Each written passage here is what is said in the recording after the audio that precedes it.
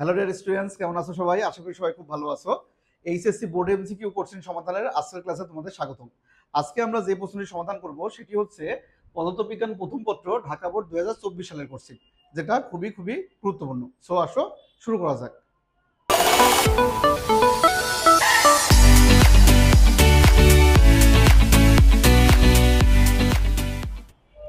তাহলে প্রথমে আমাদের যে কোশ্চেনটি আছে সেটি হলো, দেখো যে ভূপৃষ্ঠে একটি দোলক ঘুরে 1 সেকেন্ডে একবার টিক শব্দ করে দোলকটির কার্যকর দৈর্ঘ্য নির্ণয় করো।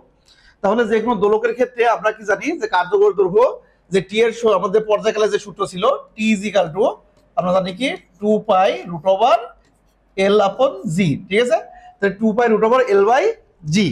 তাহলে এখানে আমাদের কি দরকার, যদি আমরা এল বের করতে চাই, কার্যকরী দৈর্ঘ্য এল বের করতে চাই, তাহলে আমাদের দরকার হবে কিসের মান? পর্যায়কাল। এখানে দেখো যে বলা আছে দোলক ঘুরে 1 সেকেন্ডে একবার টিক শব্দ করে, তারপরে কিন্তু পর্যায়কাল কিন্তু তার 1 সেকেন্ড না, এটা কিন্তু আমরা ডিরেক্টলি পর্যায়কাল দেওয়া নাই।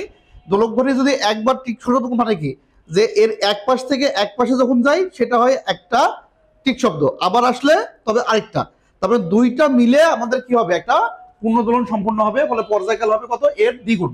তাহলে একবার টিক শব্দ করে মানে এটা অর্ধ পর্যায়কাল, তাহলে আমাদের পূর্ণ পর্যায়কাল হবে 2 সেকেন্ড।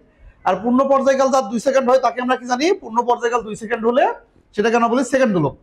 আর ভূপৃষ্ঠে যেহেতু বলছে যে আমরা জি এর মান 9.8 আমরা ধরে নিব, ফলে সেকেন্ড দোলকের যদি জি এর মান 9.8 হয় তাহলে তার এল এর মান কত হয় এটা আমাদের সবার জানা আছে নিশ্চয়ই। তাহলে আমাদের এখানে এল এর মান পাবো আমরা কত? 0.993 মিটার। ঠিক আছে, তাহলে মিটার একক হলে 0.993 মিটার। তাহলে সেকেন্ড দোলকের জন্য যখন জি এর মান 9.8 ভূপৃষ্ঠে আমরা আসি, তাহলে এটা আমরা মুখস্থ রাখতে পারি, মনে রাখতে পারি যে 0.993 মিটার হবে ক্যালকুলেশন করা ছাড়াই। নির্দিষ্ট সময় পর পর যে গতির পুনরাবৃত্তি ঘটে, তাহলে এটা একদমই সিম্পল আমাদের জ্ঞানমূলক প্রশ্ন। আমরা জানি নির্দিষ্ট সময় পর পর পুনরাবৃত্তি ঘটে কোন গতি? পর্যাবৃত্ত গতি। তাহলে এটা সবাই জানো তোমরা।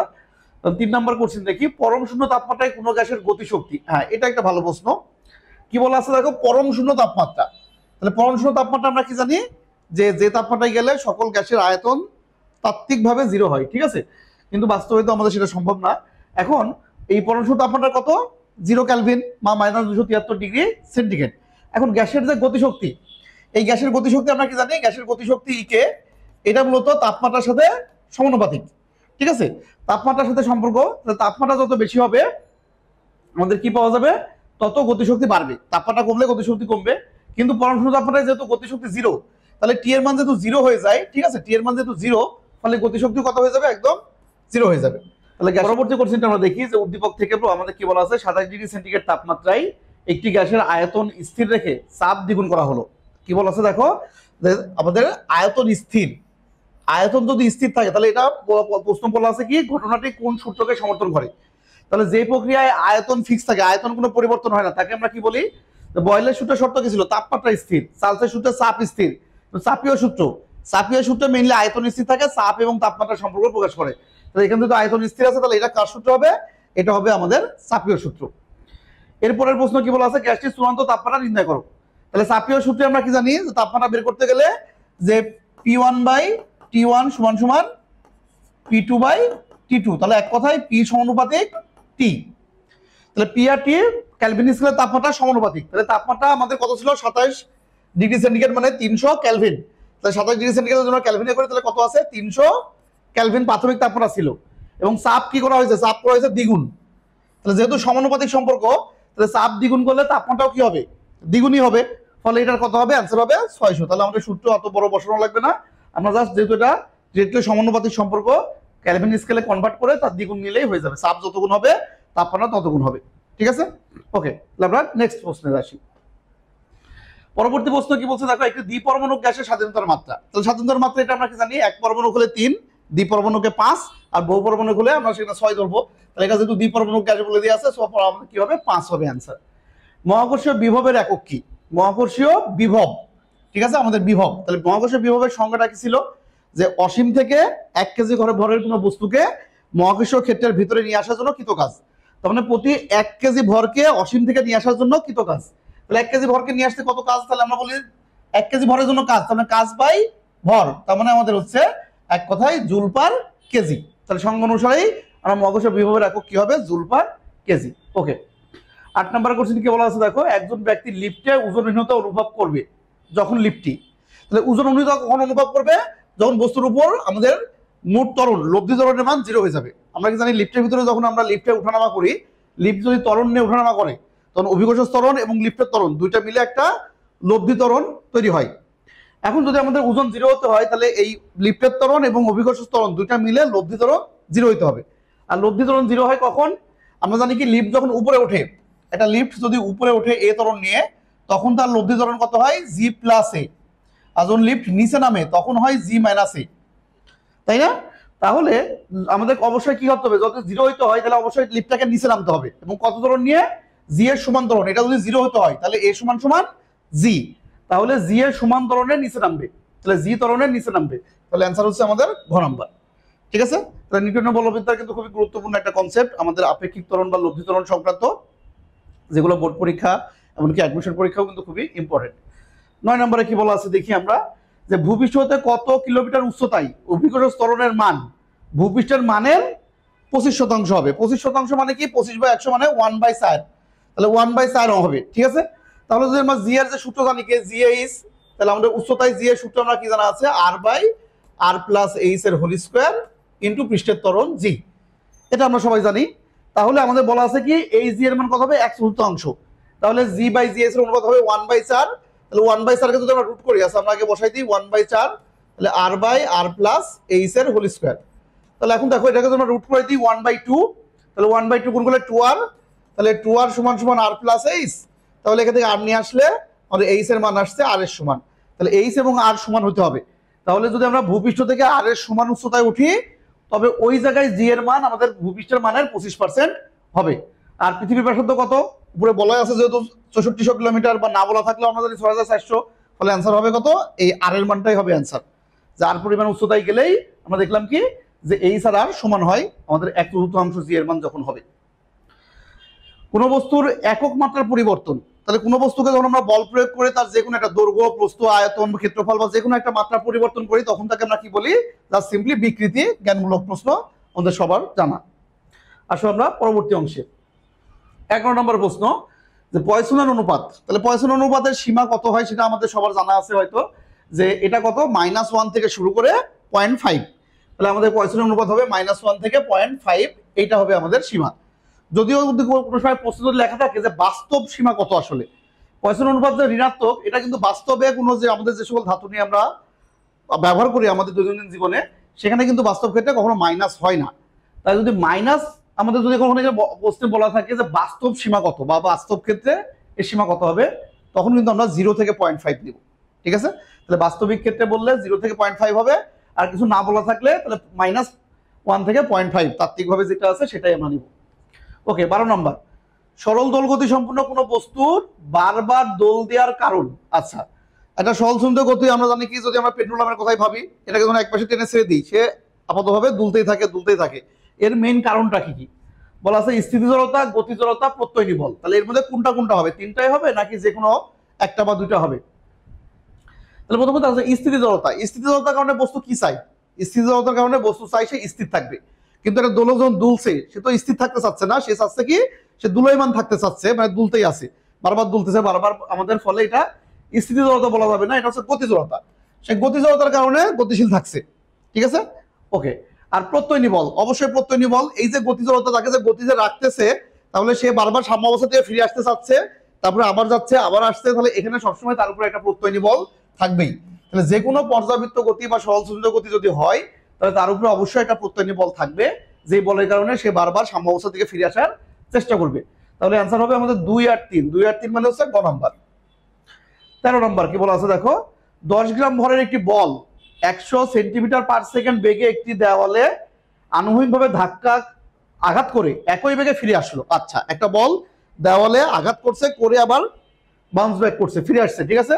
তাহলে দেওয়াল কর্তৃক প্রযুক্ত বলের ঘাত কত? তাহলে দেখো, যদি আমরা এখানে বলি যে একটা বল এখান থেকে তুমি নিক্ষেপ করলা, এইখানে গেল, ইউ বেগে গিয়ে ধাক্কা খেয়ে আবার এখান থেকে সম্পূর্ণ বিপরীত দিকে 180 কোণে ফিরে আসলো। তাহলে নর্মালি বলের ঘাত আমরা কি জানি যে বলের ঘাত কি হয়? বস্তুর ভরবেগের পরিবর্তনের সমান। তাহলে এখানে আমরা প্রাথমিক বেগ আর দ্বিতীয় বেগ কি একটার বিপরীতমুখী, ফলে আমাদের কি হবে যে আমাদের একটাকে পজিটিভ ধরলে আরেকটা কি হবে? তার উল্টা, যেহেতু উল্টা দিকে আসছে 180 ডিগ্রি কোণ, তার নেগেটিভ হয়ে যাবে। তাই ভরবেগের পরিবর্তন তাহলে আমাদের M into V plus U হয়ে যাবে, এখানে মাইনাসের পরিবর্তে চিহ্ন চেঞ্জ হয়ে প্লাস হয়ে যাবে। ফলে 100 আর 100 যোগ করলে 200, 200 আর 10 যদি আমরা গুণ করি তাহলে 2000 গ্রাম সেন্টিমিটার যেহেতু আছে তাহলে আমরা ডাইন এককে পাবো, যেহেতু আমাদের ডাইন সেন্টিমিটার চাইছে। দেখো এখানে বলা আছে কি ডাইন সেন্টিমিটার ডাইন সেকেন্ডে বের করতে হবে। তাহলে আমরা কি করব যে একক চেঞ্জ করার কোনো দরকার নাই, আমাদের ডাইন একক কখন আসে এফপিএস, যখন আমরা গ্রাম সেন্টিমিটারে রাখবো, ফলে এটা গ্রামেই থাকবে, এটা সেন্টিমিটার পার সেকেন্ডেই থাকবে, তাহলে আমরা সরাসরি ডাইন এককে পাবো।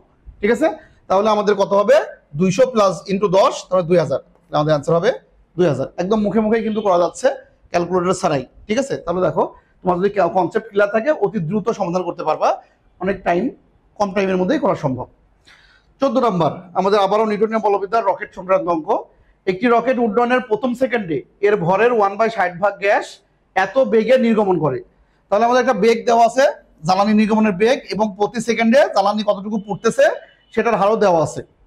এখন বলছে রকেটের ত্বরণ নির্ণয় করো। এখন দেখো রকেটের ত্বরণ, রকেটে কিন্তু দুই ধরনের ত্বরণ আছে। একটা কি যে যখন জ্বালানি নির্গত হয় সে যে বলটা প্রয়োগ করে তার উপরে ধাক্কা বল, রিয়েকশন বল, সেই ধাক্কা বলের কারণে যে ত্বরণটা প্রাপ্ত হয় তাকে আমরা বলি ধাক্কা ত্বরণ, যেটা একদম প্রাথমিক পর্যায়ে। আর যখনই রকেট উপরে ওঠা আরম্ভ করে তখন আমরা কি জানি অভিকর্ষ ত্বরণ জি নিচের দিকে কাজ করায়, সেটা সবসময় কি করছে নিচের দিকে আমাদের হচ্ছে ওই ত্বরণের রকেটের ত্বরণের বিপরীতে কাজ করে, যার কারণে রকেটের ত্বরণকে কিছুটা প্রশমিত করে। ফলে আমাদের এখানে যেহেতু বলছে রকেটের ত্বরণ কত, তার মানে কিন্তু এটা আমাদের বলেনি যে ধাক্কা ত্বরণ। ফলে তোমাকে এটা কি করতে হবে লব্ধি ত্বরণ নির্ণয় করতে হবে। রকেটের লব্ধি ত্বরণের সূত্র আমরা কি জানি, এ ইজ ইকুয়াল টু যে রকেটের বেগ বাই ভর ইন্টু জ্বালানি নির্গমনের হার মাইনাস আমরা এটা ধাক্কা ত্বরণ, এখান থেকে জিটা বিয়োগ করে দিতে হবে, অভিকর্ষ ত্বরণ জি বাদ। তাহলে আমাদের এখানে মান দেওয়া আছে কি, ভি এর মান দেওয়া আছে 2400, দেখো 2400, এম এর মান দেওয়া আছে 1/60 ডিএম বাই ডিটি। তাহলে আমাদের এখানে যদি এম এর মান 60 বসাই তাহলে আমরা কাটাকাটি করলে যে আমাদের ভরের মান 1/60, তাহলে আমাদের এটা এম ধরলে এটা m/60, টি এর মান তো 1 মাইনাস 9.8, তাহলে এম তো ক্যান্সেল, তাহলে এটা করলে 40 থেকে 9.8 বাদ, তাহলে 40 মাইনাস 9.8, তাহলে আমাদের কত হবে 30.2, তাহলে কিন্তু আমাদের অ্যান্সার হবে 30.2 গ নাম্বারটা। ঠিক আছে, খুবই সুন্দর এবং সহজ একটা ম্যাথ, খুবই গুরুত্বপূর্ণ ম্যাথ। ঠিক আছে, ওকে, তাহলে আমরা পরবর্তী অংশে যাই। 15 নম্বর কোশ্চেন। 15 নম্বর কোশ্চেনটা কি দেখো, যে সরল সন্ধিত গতি আমাদের সেই অধ্যায়ের যে 5 আমাদের একটা সরল সন্ধিত গতির যে অন্তরক সমীকরণ, সেই সমীকরণ দেওয়া আছে, দিয়ে বলছেন নিচের কোনটি সঠিক। এখন অন্তরক সমীকরণে আমরা কি জানি যে এই যে অন্তরিক যে অপারেটর থাকে আমাদের সেকেন্ড ডিগ্রি যে অপারেটর, তার সাথে সহগকে সবসময় কি করতে হয় 1 বানাতে হয়, এর সাথে কোনো সহগ রাখা চলবে না। আদর্শ পদ্ধতি আমরা এই এককে আমরা আদর্শ যে সমীকরণ তার সাথে কম্পেয়ার করার জন্য তাহলে প্রথমে 5 দ্বারা ভাগ করলে এক্স এর সহগ কত থাকবে, এখানে যদি আমরা 5 দ্বারা ভাগ করি তাহলে এক্স এর সহগ থাকবে 25, আর এক্স এর সহগ যেটা হয় আমাদের যে সমীকরণ যেটা ছিল D square X by DT square plus omega square into X equal to 0, এটা হচ্ছে আমাদের সরল সন্ধিত গতির অন্তরক সমীকরণ। তাহলে এখানে এক্স এর সহগটা কি হয় ওমেগা স্কোয়ার, তাহলে ওখানে 25 যেটা হবে ভাগ করার পর তাহলে ওমেগা স্কোয়ারের ভ্যালু আমরা পাবো 25, তার মানে ওমেগার ভ্যালু পাবো 5। তাহলে ওমেগাকে কি বলা হয় কৌণিক বেগ বা কৌণিক কম্পাঙ্ক, তারপরে কৌণিক বেগ 5, কৌণিক কম্পাঙ্ক 5, এই দুটো তো রাইট। আর সাধারণ কম্পাঙ্ক ওমেগা সমান 2πf, ওখান থেকে বের করলে আমাদের হচ্ছে 2πf সমান যেটা হয় এফ এর মান হচ্ছে 5/2π, তাহলে ওইটা ভুল। তাহলে আমাদের 1 নম্বর গ্রহণযোগ্য না, 2 আর 3 অ্যান্সার, মানে এটা হবে গ নম্বর অ্যান্সার। ঠিক আছে, তাহলে পর্যাবৃত্ত গতির এটাও আমাদের খুবই গুরুত্বপূর্ণ একটা এমসিকিউ, যেটা 24 সালে আসছে। তাহলে অনেক গুরুত্বপূর্ণ প্রশ্নগুলোই কিন্তু আমাদের আসছে বোর্ড পরীক্ষায়। এরপর আসেও 16 এবং 17 নম্বরে উদ্দীপক দেওয়া আছে একটি, কি বলা আছে 100 গ্রাম ভর এবং 1 সেন্টিমিটার পুরুত্বের কি মিটার স্কেল। এটাও আমাদের কাজ শক্তি ক্ষমতা খুবই গুরুত্বপূর্ণ এবং বেসিক্যাল একটা প্রশ্ন। মিটার স্কেল কাকে বলে এটা অনেকেই খেয়াল করে না। মিটার স্কেল যখন লেখা আছে তারা এই মিটারের দৈর্ঘ্য খুঁজে পায় না। তাহলে মিটার স্কেল মানেই হচ্ছে যে স্কেলের দৈর্ঘ্য 1 মিটার। ঠিক আছে, তাহলে এখানে মিটার স্কেল বলতে বোঝাচ্ছে এটার দৈর্ঘ্য হবে 1 মিটার এবং পুরুত্ব আমাদের পুরুত্ব দিয়ে আছে 1 সেন্টিমিটার, তার মানে হলো এটা দৈর্ঘ্য আর এই যে পুরুত্ব হাইট এটা হচ্ছে পুরুত্ব দিয়ে আছে 1 সেন্টিমিটার। এর মধ্যে স্কেলটির ভার কেন্দ্রের সরণ কত। ওকে, তাহলে যখন আমরা এটাকে এভাবে রাখছি, মনে করো স্কেলটা এভাবে আছে আনুভূমিক, তাহলে এর ভার কেন্দ্র কোথায় হবে, এর যে পুরুত্ব এই পুরুত্বের মিডিলে একদম মিডিল পজিশন থাকবে, তাহলে পুরুত্বের মিডিলে, তাহলে পুরুত্ব যেহেতু 1 সেন্টিমিটার, তাহলে প্রাথমিক অবস্থায় ভার কেন্দ্র আছে ভূমির সাপেক্ষে 0.5 বা রেফারেন্স লেভেলের সাপেক্ষে 0.5 এর অর্ধেক, তাহলে 0.5 সেন্টিমিটার উঁচুতে। পরবর্তীতে যখন এটা আমরা উলম্ব করলাম তখন ভর কেন্দ্র যাবে কোথায়? টোটাল হাইটের অর্ধেকে। তাহলে হাইট কত ছিল? 1 মিটার। 1 মিটার মানে 100 সেন্টিমিটার, তার মানে 50 সেন্টিমিটার চলে গেল। তাহলে 0.5 সেন্টিমিটার থেকে যদি 50 সেন্টিমিটারে যায়, তাহলে মধ্যবর্তী সরণ কত? 50 থেকে 0.5 বাদ দিলে 49.5 সেন্টিমিটার। তাহলে যেহেতু আমাদের এখানে সেন্টিমিটার এককে আছে, এই জন্য আমরা মিটারে না করে সেন্টিমিটারে কনভার্ট করে নিলাম। তাহলে আমাদের আসছে কত? 49.5 সেন্টিমিটার। দেখো অভিকর্ষ বল দ্বারা কৃতকাজ। কৃতকাজ আমরা কি জানি? যে কৃতকাজ W সমান সমান mgh। এইচ হচ্ছে প্রাথমিক আর শেষ পয়েন্টে লম্বচ্যতা, আর লম্বচ্যতা আমরা পেয়ে গেছি 49.45 সেন্টিমিটার, মানে 0.495। তাহলে আমাদের ভর আছে কত? 100 গ্রাম। তাহলে 100 গ্রাম যদি আমরা বসাই, 100 গ্রাম মানে কত? পয়েন্ট আমাদের হচ্ছে 1 কেজি, ঠিক আছে? 0.1 ইন্টু 9.8 ইন্টু আমাদের কত? 0.495 যদি মিটারে নিয়ে আসি, তাহলে এখান থেকে আমরা অ্যান্সার বের করলে যদি ক্যালকুলেটর করি, তাহলে অ্যান্সারটা আসবে কত? এই ক নাম্বার, ঠিক আছে? 0.4851 এটা পেয়ে যাবো। আচ্ছা 18 নম্বর প্রশ্ন দেখি আমরা কি বলা আছে, যে একটি বস্তুকণাকে সুতায় বেঁধে বৃত্তাকার পথে ঘোরালে। আচ্ছা সুতায় বেঁধে বৃত্তাকার পথে ঘোরানো হচ্ছে। তাহলে কোনো বস্তুকে যখন আমরা এভাবে বৃত্তাকার পথে ঘোরাই, তখন আমরা কি জানি? যে এর যে সরণের মানটা কিন্তু আসলে স্পর্শকে, সরণের যদি উপাংশ নেই, তাহলে সরণ যেহেতু বস্তু আমরা কি জানি সরলরেখা বরাবর যাওয়ার চেষ্টা করে, সরণের উপাংশ থাকে স্পর্শক বরাবর। আর এর যে বলটা থাকে কোন বরাবর? কেন্দ্র বরাবর। তাহলে এদের মধ্যবর্তী কোণ সবসময় 90 থাকে, ফলে বৃত্তাকার পথে ঘোরালে কিন্তু কোনো কাজ হয় না। তাহলে এখানে কাজের মান কত হবে? 0। তাহলে যে কোনো বস্তুর কেন্দ্রমুখী বল দ্বারা কৃত কাজ সবসময় কি হবে? 0 হবে। ওকে, নেক্সট প্রশ্নে যাই আমরা। 19 নম্বর প্রশ্ন কি বলা আছে, যে কোনো নির্দিষ্ট ভরের বস্তুর গতিশক্তি এর ভরবেগ। তাহলে গতিশক্তি এবং ভরবেগের মধ্যে রিলেশন। তাহলে গতিশক্তি আর ভরবেগের রিলেশন আমরা কি জানি? যে গতিশক্তি ইকে সমান সমান p²/2m। যদি আমরা সরাসরি গতিশক্তি এবং ভরবেগের মধ্যে রিলেশন করি, তাহলে গতিশক্তির মান ভরবেগের সাথে কি দাঁড়াচ্ছে? বর্গমূলের সমানুপাতিক। বর্গের সমানুপাতিক। বর্গের সমানুপাতিক, হ্যাঁ ক নাম্বার, বর্গের সমানুপাতিক, ঠিক আছে? তাহলে গতিশক্তি ভরবেগের সাথে বর্গের সমানুপাতিক। এটা দিয়ে অনেক এমসিকিউ আসছে। নিচের কোনটিতে সবগুলো ভেক্টর রাশি আছে? ভেক্টর রাশির উদাহরণ আমরা সবাই জানি, যে প্রথমটা হবে না, কারণ ভর, এটা তো ভেক্টর রাশি না, এটা হবে না। বিদ্যুৎ প্রবাহ, ত্বরণ, কণিক ভরবেগ, তড়িৎ প্রবাহ তো ভেক্টর রাশি না। তাহলে চৌম্বক ক্ষেত্র, টর্ক, কণিক সরণ, এটা তিনটাই ভর ভেক্টর রাশি। তাহলে এইটা হবে, কারণ এখানে চাপ, তাপমাত্রা এগুলো ভেক্টর না। তার মানে আমাদের অ্যান্সার হবে কিন্তু গ নাম্বার। এখানে চৌম্বক ক্ষেত্র, টর্ক, কণিক সরণ তিনটাই কি আছে? ভেক্টর আকারে আছে। তাহলে ভেক্টরের উদাহরণ, স্কেলার রাশির উদাহরণগুলো পড়বা, এগুলো কিন্তু পরীক্ষায় অনেক আসে। এখন আসি আমরা 21 এবং 22 নাম্বার। আবার একটা উদ্দীপক দেওয়া আছে, একটি দেওয়াল ঘড়ি পশ্চিম দেওয়ালে টাঙানো আছে। যদি ঘন্টার কাঁটাকে পি এবং মিনিটের কাঁটাকে কিউ দ্বারা নির্দেশ করা হয়, তাহলে আমাদের কি বলছে? 12টা 15 মিনিটে পি ক্রস কিউ এর দিক হবে। খুবই একটা বেসিক্যাল প্রশ্ন, ঠিক আছে? তাহলে এটা কিন্তু তোমার মুখস্থ প্রশ্ন দিয়ে সম্ভব না। যদি তুমি ক্রস গুণনের দিক কোন দিকে হয় এবং ক্রস গুণনটাকে সঠিকভাবে না বুঝো বেসিকটা, তাহলে কিন্তু এই প্রশ্ন তুমি কখনোই সমাধান করতে পারবে না। আর তাছাড়া এই প্রশ্ন কিন্তু কোনো বইয়ে বা ইয়াতে নাই, এটা কিন্তু ঢাকা বোর্ডে এবার প্রথম আসছে, রিপিট প্রশ্নও না। সো এই ধরনের প্রশ্ন আমাদের প্রতি বছরই কিছু নতুন প্রশ্ন থাকতেই পারে। এই জন্য প্রত্যেকটা টপিক্সের বেসিক ক্লিয়ার থাকলে তুমি সবগুলোই করে আসতে পারবো। যেমন দেখো যে এই প্রশ্নটা তাহলে কেমন হবে, তাহলে মনে করো কি বলা আছে? দেওয়াল ঘড়ি পশ্চিম দেওয়ালে, কোন দেওয়ালে? পশ্চিম দেওয়ালে টাঙানো আছে একটা দেওয়াল ঘড়ি। তাহলে আমরা ধরলাম যে আমাদের এই যে বোর্ড, এটাই আমাদের হচ্ছে পশ্চিম দেওয়াল, ঠিক আছে? তাহলে এটাই পশ্চিম দিক, তার মানে উল্টা দিকে আছে পূর্ব, এটা পশ্চিম। ওকে, এখন এইখানে একটা ঘড়ি যদি আমরা ধরে নিই, মনে করলাম এই আমাদের একটা ঘড়ি, ঠিক আছে? এই একটা ঘড়ি আছে। এখন ঘড়ি কয়টা বাজে? 12টা 15, 12টা 15 মিনিট, এবং ঘন্টার কাঁটা পি। তাহলে যখন 12টা 15 বাজবে, 12টা 15 যদি আমরা বলি, তাহলে আমরা বলতে পারি যে ঘন্টার কাঁটাটা 12-র কাছাকাছি থাকবে, বা 12 থেকে একটু থাকবে, আর মিনিটের কাঁটা থাকবে এইদিকে। তাহলে মিনিটের কাঁটাকে কি বলা হয়েছে? মিনিটের কাঁটা হচ্ছে কিউ। তাহলে মিনিটের কাঁটা থাকবে এইখানে, যেহেতু আমরা 12টা 15 বাজছে, এটা 12 আর এটা 15 মানে আছে আমাদের 3, তাই তো?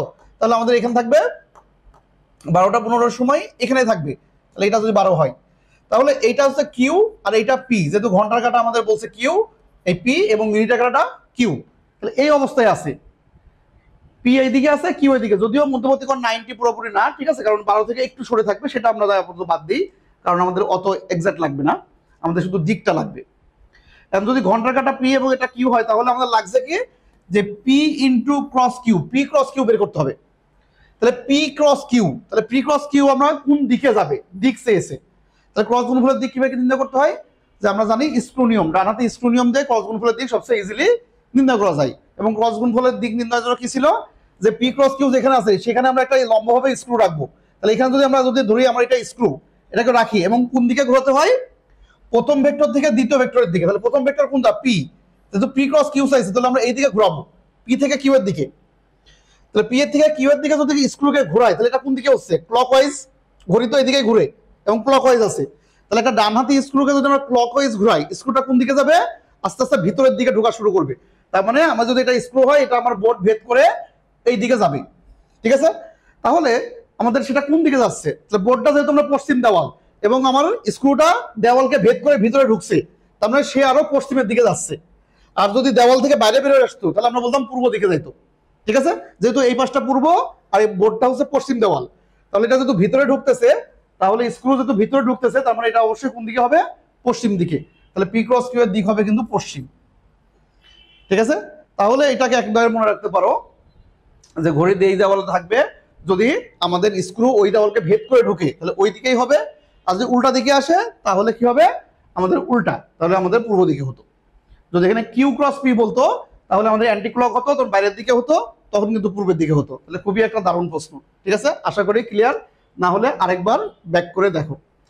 22 নাম্বার, ঘড়িতে যখন 12টা বাজে ওই মুহূর্তে কি হবে। আচ্ছা, যখন 12টা বাজবে, 12টার সময় মিনিটে কাটাটা কোথায় থাকবে, 12টা কাটা যদি আমরা বলি তাহলে আমাদের এই কাটাগুলো কোথায় থাকবে, তাহলে 12টার সময় কিন্তু দুইটা কাটাই একদম 12-র কাছে, 12 সোজা থাকবে, ঘন্টা কাটাও মিনিটে কাটাও।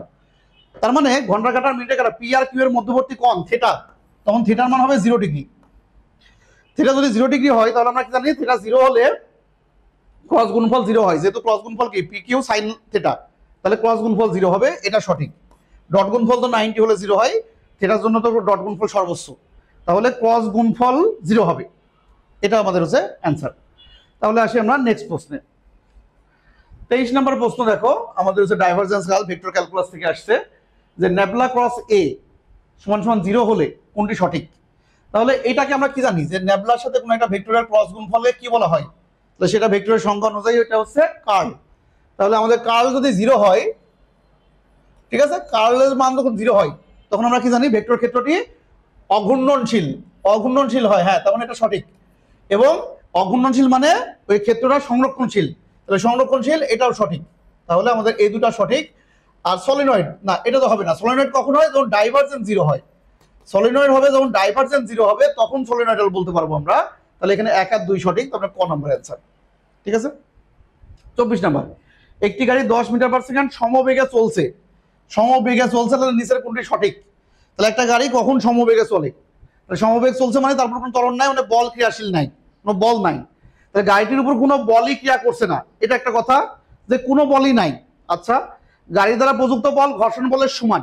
আচ্ছা, গাড়ি দ্বারা প্রযুক্ত বল ঘর্ষণ বলের চেয়ে বেশি, গাড়ি দ্বারা প্রযুক্ত বল ঘর্ষণ বলের বেশি, কম তো হওয়ার কোনো সম্ভাবনাই নাই, কারণ তখন তো লব্ধি বল থেকে যাবে। তাহলে এখানে দুইটা কাজ আমাদের, এই দুইটার মধ্যে আমাদের কনফিউশন হতে পারে, যে কোনো বলই ক্রিয়া নাই আর হচ্ছে প্রযুক্ত বল ঘর্ষণ বলের সমান। এখন দেখো, বলেছে একটা গাড়ি এত বেগে চলমান, তাহলে রাস্তা দিয়ে যখন কোনো গাড়ি চলবে, একটা গাড়ি যদি রাস্তার উপর দিয়ে চলে, ঠিক আছে, তাহলে অবশ্যই কি হবে, এই চাকার সাথে রাস্তা তো একটা ফ্রিকশন থাকবেই, মাস্ট। ফ্রিকশন তো একদম 0 কখনোই সম্ভব না। কিন্তু ফ্রিকশন থাকার পরেও সে সমবেগে যাচ্ছে কিভাবে, যে ফ্রিকশনের সমান বল গাড়িটা প্রয়োগ করতেছে, ইঞ্জিন কর্তৃক প্রযুক্ত বল ফ্রিকশনের সমান। তাহলে ফ্রিকশন বল আর যদি গাড়ির প্রযুক্ত বল সমান হয়, তাহলে দুটো মিলে লব্ধি বল কি হবে, 0 হবে। আর লব্ধি বল যদি 0 হয়ে যায়, তখন বস্তু কি হবে, সমবেগে চলবে। আর যদি কোনো বলই না থাকতো, গাড়ির উপর যদি আমরা, গাড়ির ইঞ্জিন করতে কোনো বল না থাকতো, কিন্তু ঘর্ষণ বল তো থাকবেই। ঘর্ষণ বলকে আমরা কিভাবে অ্যাভয়েড করবো, গাড়ি যেহেতু আমাদের রাস্তা দিয়ে চলছে, সো ঘর্ষণ বল তো থাকবেই, তাহলে কোনো বলই থাকবে না, এটা তো আমরা কল্পনা করা, এটা শুধুমাত্র কল্পনাতেই হয়, বাস্তবে তো সম্ভব না। যেহেতু এখানে বলা আছে একটি গাড়ি চলছে এবং অপশনে এটা আছে যে ঘর্ষণ বল এবং প্রযুক্ত বল সমান, সো এটার সাথে এটা অনেক পারফেক্ট এবং এটাই মেইনলি হবে। তাহলে এটাকে আমরা অ্যান্সার করবো, যে কোনো বলই কাজ করছে না এটা বলবো না। কোনো বলই কাজ করবে না কখন, হয়তো এটা হতে পারে স্পেসে গিয়ে যদি আমরা বলি, তখন এটা হতে পারতো, ঠিক আছে। ওকে, এখন আসি আমরা 25 নাম্বার, বস্তুর গতি জড়তা কোনটির সমানুপাতিক। আসি জড়তার হিসাব। জড়তা আমরা সেই ক্লাস 9 থেকে পড়ে আসছি নাকি, তার আগে হয়তো এইটাও শুনতে পারো জড়তা শব্দ। তাহলে এই জড়তা কিভাবে তৈরি হয়, তাহলে আমরা জানি স্থির বস্তু যখন স্থির থাকে সেটা তার ভরের উপর ডিপেন্ড করে, যার ভর বেশি তার স্থির জড়তা বেশি, সেই স্থিরই থাকতে হবে, স্থির থাকার প্রবণতা বেশি। কিন্তু যখন আমাদের বলছে এখানে গতি জড়তা, গতি জড়তা কি, একটা বস্তু গতিশীলই আছে এবং গতিশীলই থাকতে চাচ্ছে, গতিশীল থাকা বস্তু গতিশীল থাকতে চাওয়ার প্রবণতা, এটা কি শুধু ভরের উপর ডিপেন্ড করবে নাকি বেগের উপরে, নাকি ভরবেগের উপরে। তাহলে এটা অনেকে কনফিউশন হতে পারে, কিন্তু কনফিউশনের কিছুই নাই। যে স্থির বস্তু যখন হবে তখন তো তার বেগ থাকবে না, তখন সেটা অবশ্যই ভরের উপর ডিপেন্ড করবে, শুধু ভর। আর গতি জড়তা বস্তুর ভরের সাথে সাথে তার বেগের একটা ফ্যাক্টর। কারণ বেগ যদি বেশি থাকে তখন তাকে তুমি সহজে থামাতে পারবে না, সে গতিশীল থাকার প্রবণতা থাকবে বেশি। আর যে স্লো বেগে চলতেছে তাকে তুমি সহজেই থামাতে পারবা, তার কিন্তু জড়তাটা কম। কারণ যাকে সহজেই থামাই ফেলা যায়, আমাদের গতিশীল বস্তুকে যদি আমরা সহজে থামাইতে পারি তাহলে বুঝতে হবে তার গতি জড়তা কম। আর যাকে সহজে থামাতে পারবো না তার গতি জড়তা বেশি। তার মানে সেটা শুধু ভরের উপর ডিপেন্ড করতেছে না, বা শুধু বেগের উপর ডিপেন্ড করতেছে না, গতি জড়তা ভর বেগ রাশির উপর ডিপেন্ডেন্ট। তাহলে ভর বেগের সমানুপাতিক। তাহলে দুইটা বস্তুর মধ্যে যার ভরবেগ বেশি হবে তার গতি জড়তা বেশি থাকবে। ঠিক আছে? তাহলে আশা করি আমাদের 25টা প্রশ্ন খুব ভালোভাবে আমরা যতটা সম্ভব ডিটেলসে বোঝানোর চেষ্টা করছি। তারপরেও যেহেতু আমাদের টাইম লিমিটেশন আছে, তাই আমরা কম সময়ের মধ্যে যতটা সম্ভব সেভাবে তোমাদের ব্যাখ্যা করার চেষ্টা করছি। যদি কোনোটা বুঝতে অসুবিধা হয় তোমরা পুনরায় দেখলে হয়তো বুঝতে পারবা। তারপরেও যদি কোনো সমস্যা থাকে সো ভিডিওর কমেন্টে জানাতে পারো, তোমাদের আমরা কমেন্টে অবশ্যই সেটা ডাউট ক্লিয়ার করে দেবো। ঠিক আছে? সো আশা করি ক্লাসটি তোমাদের জন্য খুব উপকারী হবে, এবং সামনে তোমাদের যাদের বোর্ড পরীক্ষা আছে এইচএসসি 25 বিশেষ করে তাদের জন্য তো খুবই গুরুত্বপূর্ণ। সো কম সময়ে এভাবে যদি বোর্ড পরীক্ষার কোশ্চেনগুলো অ্যানালাইসিস করে রিভিশন করতে চাও তাহলে এটা হতে পারে তোমার জন্য খুবই একটা বেস্ট সলিউশন। ওকে? এবং আমরা পরবর্তী সকল বোর্ডের কোশ্চেনই রেগুলার আপলোড করতে থাকবো। সো আমাদের সাথে থাকবা, এবং চ্যানেলে নতুন হলে অবশ্যই সাবস্ক্রাইব করে রাখবা, এবং ফেসবুক চ্যানেলে হলে আমাদের পেজে লাইক ফলো দিয়ে আমাদের ভিডিওটি তোমার বন্ধুদের সাথে অবশ্যই শেয়ার করে দাও, যেন তারাও উপকৃত হয় এবং আমরা একসাথে সবাই মিলে কি করতে পারি, পরীক্ষায় একটা ভালো রেজাল্ট করতে পারি, সেই আশা সবার উপরে। তাহলে আবার দেখা হচ্ছে নেক্সট ক্লাসে। আজকের মতো এই পর্যন্তই। সবাই ভালো থাকো। আল্লাহ হাফেজ।